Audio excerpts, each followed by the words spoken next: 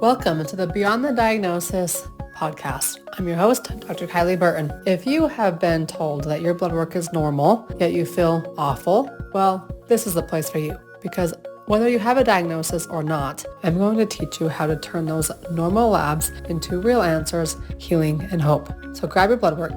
Come join me. Here we go. Welcome to the Beyond the Diagnosis podcast with me, your host, Dr. Kylie. I want to bring to you one of the most knowledgeable experts in the keto and carnivore industry. Dani Conway is her name. Not only does she know keto and carnivore, but she knows horses too. This girl likes to compete in the horse realm too. So Dani, welcome on. Thanks so much, Dr. Kylie, for having me. Okay, so you're walking through the keto world and carnivore world back when there wasn't podcasts, back when there wasn't Google, back when there wasn't social media. How did you do it? Not only you yourself ran into problems, but then other people run into the same problems still. That time, I was before I had any certifications, and so I was working with a nutritionist in San Diego. That's where I lived at the time. And she had somewhat of a low-carb-ish approach, so that was kind of like a little bit of an intro. But I did not work with her for a long period of time. I just sort of continued on my own, and then just started to do some experimenting and noticed that I felt better and better removing the refined foods, the refined carbohydrates, the sugars. And, I craved fat. I craved ice cream all the time. Well, we all know I didn't need ice cream, but I did need good fat and good protein because that was limited in my previous, fat-free diet. Intuitively, as women especially, we can have cravings that can be on point. I think we just sort of have to do a check-in and make sure that we are not telling ourselves like, oh, if you're craving cookies, that's what you need. It typically means something's missing, or there might be like a deficiency in some cases. And for, as you're talking about, like with the fat, that's what was true for me because I wasn't eating any fat at that point. How'd you feel differently when you started changing these up? So energy, cravings, mood, and then that kind of transitioned into like my hormones being better, my gut being better, and then, of course, feeling satiated after meals as well. So that sort of like allowed me to get more control over the food and the eating in general. And that, of course, led to the weight loss. I was doing 1.5 to 2 hours of cardio a day before I found this way of eating. Running on the treadmill? What? Treadmill, spinning, spin classes. It was terrible. It was completely terrible. Because I thought that eat less, move more, lose weight.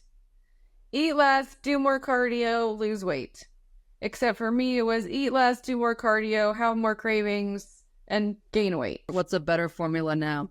Eat fat, eat protein, do resistance training, change body composition. More muscle mass, less body fat. Okay, so first off, more meat, more fat. Help us out. How do we do that? So any meat sources go, unless, somebody happens to have sensitivities or histamine issues. So everything from beef, chicken, lamb, pork, duck, venison, if someone has access to more game type meats. I'm married to a hunter. It's like all married to a hunter. Okay. As I was saying that, I thought I thought I remembered that. And then, fats or eggs, of course, dairy if it's tolerated. So just to clarify with dairy, I mean more like Greek yogurt, full fat Greek yogurt, full fat cottage cheese, cheese in some cases. I'm a minimalist with dairy for sure, and that's what I recommend as well. And then as far as fats go, I mean butter, ghee, tallow, duck fat, lard, bacon, pork belly, bacon grease. Those are, kind of like main, most available sources. So ghee is basically butter that the most of the lactose in the dairy is removed. Okay. So many people who don't tolerate dairy can tolerate ghee. There's a small percentage that don't. Do you buy it? Do you make it? What do you? You can do both. You can buy it. I buy it. You can make it, but I buy it. Okay, so that's keto. First, before we get into carnivore, what's the difference? Keto, carnivore. Okay, so with keto, I will add, keto would be lower glycemic vegetables, so avocado, coconut, olives, broccoli, cauliflower, asparagus, Brussels sprouts, kale, Any of the lower glycemic vegetables are basically what we would say keto approved, because keto is 20 grams of carbs total per day or less. And then with carnivore is meat only. So any of the meat and fat we just listed, it's meat and fat only. No plants. So no almonds, no nuts, no seeds, which would also be keto. No vegetables as far as carnivore goes. How do you differentiate what a person should be on? So depending on what's going on for them. So a lot of carnivore is like the best, meat-based elimination diet, especially for like autoimmune type conditions, other gut issues, even some hormone issues. So really, depending on how severe of symptoms someone's having and what foods they're tolerating, what level of elimination they want to, they can sort of get behind as far as like their program. Because I have many goals for clients, but two of my top goals for clients are results and sustainability.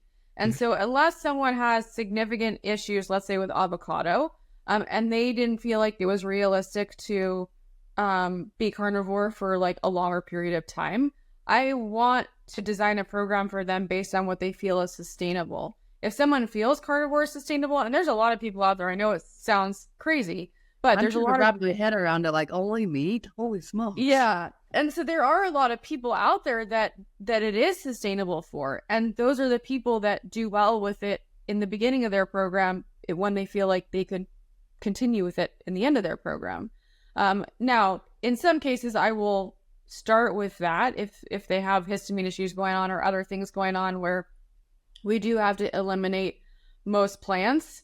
All plants, and then we sort of work on the root cause stuff, figure out what's going on, rebalance that, then get to a place where they are able to start reintroducing foods back in.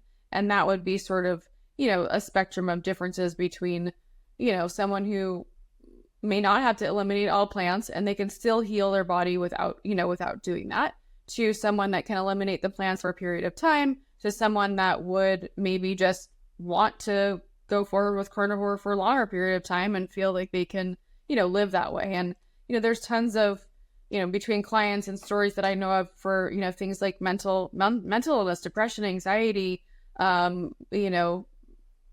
different types of things, but bipolar disorder, like you would be, amazed to hear some of the stories that just eating meat helped with some individuals. And what are some of the biggest myths or mistakes that people make when they try to, because keto is a hot topic? Absolutely. What do they do? What are people doing wrong? Biggest things I see: not enough protein, not enough fat, so under eating. So a lot of women that have a history of under eating, just with yo-yo diets in general, restriction dieting, things like that, have a tendency to go into keto or carnivore for either weight loss or healing purposes, but they also go into it and undereat. So I always say, like, a restrictive diet on paleo is just like a restrictive diet on carnivore. Like, if you're undereating no matter what type of diet you're on. Eating too much fat in the absence of eating enough protein, that's another big mistake that I see. And so, getting enough protein is going to be important for hair, hormones, muscle, energy, mood, sleep, and of course fat. There's so many benefits to getting enough fat as well, but someone really has to just work on that right balance of macronutrients, which is one of the things that I work a lot with clients with, is the right balance for their body, their metabolism, what's going on for them. I have been blessed to work with so many women and men over the last 16 years. So everything from, weight loss. So women who come to me that their weight has literally been stuck for 2 years. Years, like plateau, weight loss stall, whatever you want to call it. And we just make some adjustments and, to their macros and the types of foods they're eating, or maybe their eating schedule, because, another big mistake is too much fasting too soon.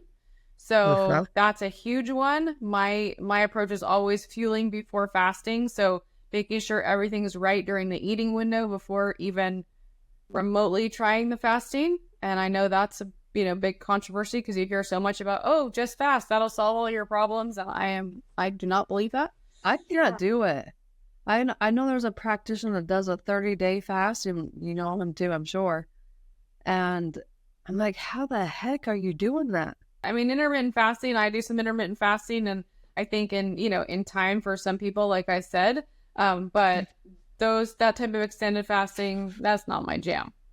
Are you like a 16-8? What are you kind of?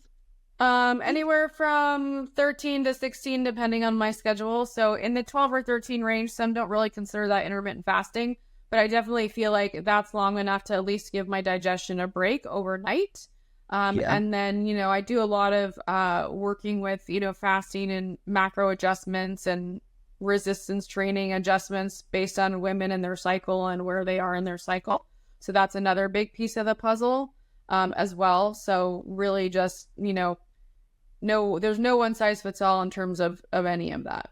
What about when you said hormones? Do you ever get people with heavy, painful periods? Yeah, so I do. A majority of my clients are more in the perimenopausal, menopausal range. So 35, 40 into their 60s, even beyond then. But yes, I do have some clients that are, in their 30s and still struggling with the heavier periods, lots of cramping, estrogen dominant type symptoms. Either keto, carnivore, or even just a low carb. So I really work with clients on the spectrum of like low carb to carnivore. I really want to always do what's best for the client. I'm not like attached to any particular, everyone has to be carnivore or everyone has to do a certain thing. But basically with the hormonal stuff, especially, the animal foods, the cholesterol, the egg yolks, the butter, all the things that we're told are bad, our steroid hormones rely on cholesterol as a backbone for their health and balance. And that's what a lot of these women are missing, in terms of their hormones. Dani, where can they find more about you? Yeah. So my website, nutritionthenaturalway.com. And my Instagram, I spend some time there, carnivore.keto.fitness. Dani, thanks for joining us. Thanks so much, Dr. Kylie. Hey, if you're new here, welcome aboard. If you're coming back, welcome back. I'm coming back as well. In fact, we're going to have new episodes every Wednesday right here on the Beyond the Diagnosis podcast. If you love what you just listened to and love what you've been listening to, I would be honored to have you leave a review. Leave it on the place where you listen to your podcast, so that way more people can find this podcast and get answers from their blood work as well. I'm Dr. Kylie, and I'll see you next week.